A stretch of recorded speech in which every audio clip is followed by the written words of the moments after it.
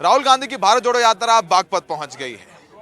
किसानों की धरती, कमेरों की धरती, चौधरी चरण सिंह की धरती। लेकिन साथ में विपक्ष के नेता तो दिख नहीं रहे हैं। ना अखिलेश यादव आए, ना मायावती आई, ना ही कोई बड़े नेता भेजे उन्होंने। जयंत चौधरी भी नहीं आए। लेकिन जयंत चौधरी ने एक काम किया। जयंत चौधरी खुद तो नहीं आए, उन्होंने ट्वीट किया, लेकिन उन्होंने अपने कार्यकर्ताओं को भेजा है।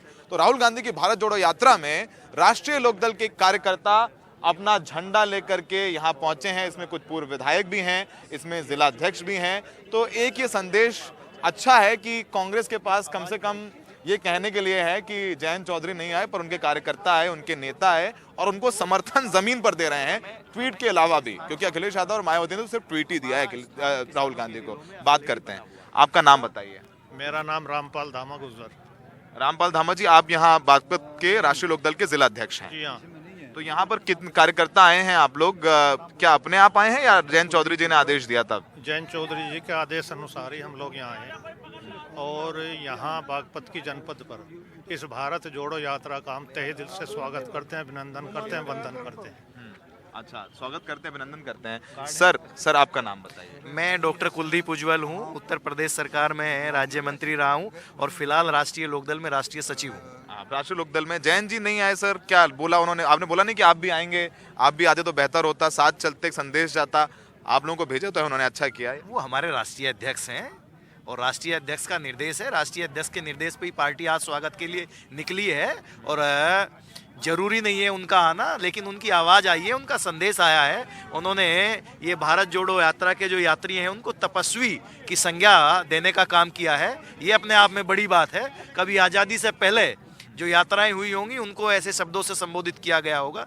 तपस्वी उन्होंने जो है यात्रियों को कहा है और उनका अभिवादन किया है। उन्हीं के निर्देश पे हम लोग यहाँ स्वागत कर रहे हैं। स्वागत कर रहे हैं। सर बताइए, आप चूंकि चुनाव भी लड़े रहे हैं और माहौल लग रहा है कि कुछ लोकसभा चुनाव में बन सकता है कांग्रेस के साथ आप लोगों का, क्योंकि आप जयंत जी ने तपस्वी तो कह ही दिया है, राहुल गांधी को तपस्वी कह दिया है, तो इस तपस्वी के साथ आप लोग भी कमेरा हैं। आप लोग ये कमेरा लोगों की पार्टी है, किसानों की पार्टी है। कुछ बनेगा माहौल आप लोगों का? ये तो हमारे नेता तय करेंगे क्या होगा क्या नहीं होगा, लेकिन मैं फिलहाल कार्यकर्ता के तौर पे अपनी भावना बता दीजिए, तय तो ऊपर ही। फिलहाल मैं आपको बताना चाहता हूँ कि आज देश का किसान, आज देश का कमेरा, अन्नदाता इस सरकार से त्रस्त है।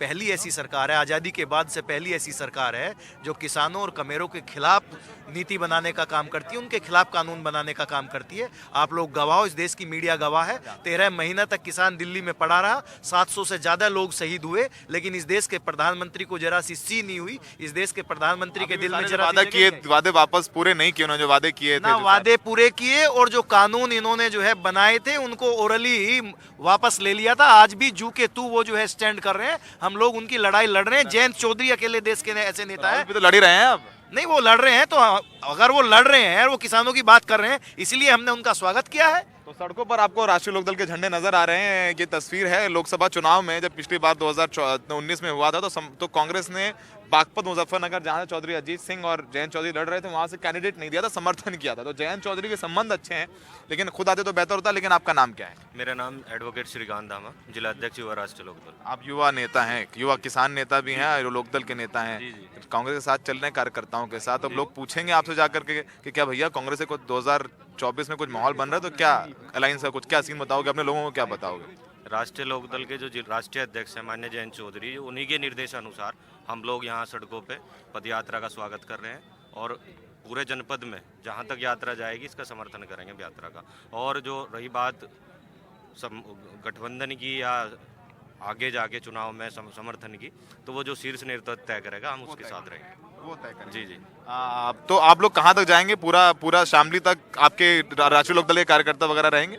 ये यात्रा बड़ौत तक जाएगी। बड़ौत ये जनपद बागपत में आता है, तो हम पूरे बागपत जनपद में जो है यात्रा का स्वागत करेंगे। यही नहीं बल्कि यहाँ से आगे भी जो है, यहाँ से आगे भी जो कस्बे शहर आएंगे, वहाँ भी राष्ट्रीय लोकदल के लोग सब तैनात हैं यात्रा के स्वागत के लिए। तो आपने सुना कि राष्ट्रीय लोकदल के कार्यकर्ता जमीन पर हैं। अखिलेश यादव के कार्यकर्ता नहीं है, सपा के कार्यकर्ता नहीं नजर आएंगे, मायावती कार्यकर्ता नजर नहीं आएंगे। जयंत चौधरी ने अपनी पुरानी मित्रता निभाई, खुद नहीं आए, लेकिन अपने कार्यकर्ता भेजे हैं झंडा लेकर के। और इस बात पर थोड़ा सा कांग्रेस जो है खुश हो सकती है कि हो सकता है कि माहौल बने ना बने, जयंत और अखिलेश के साथ या मायावती के साथ, लेकिन जयंत के समर्थन के साथ कुछ एकाध सीटों पर संभावना बने की समझौता हो जाए, लेकिन बहुत दूर है 2024 और सड़क पर हैं राष्ट्रीय लोकदल के कार्यकर्ता कांग्रेस के कार्यकर्ताओं के साथ।